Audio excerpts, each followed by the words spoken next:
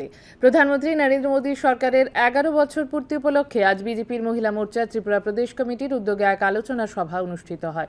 উদযাপন করা হয় মোদী সরকারের বিকশিত ভারতের সেবা, সুশাসন ও গরিব কল্যাণের এই অমৃতকালকে। আগরতলায় বিজেপির সদর কার্যালয়ে অনুষ্ঠিত এই কর্মসূচিতে উপস্থিত ছিলেন বিজেপির রাজ্য সভাপতি তথা সাংসদ রাজীব ভট্টাচার্য, দলের রাজ্য সম্পাদক ভগবান দাস, মহিলা মোর্চার প্রদেশ সভানেত্রী মিমি মজুমদার প্রমুখ। রাজ্য জুড়ে এই কর্মসূচি চলছে বলে উল্লেখ করে মিমি মজুমদার জানান, মোদী সরকারের শাসনকালে মহিলারা এখন কোনো দিকেই আর বঞ্চিত নন।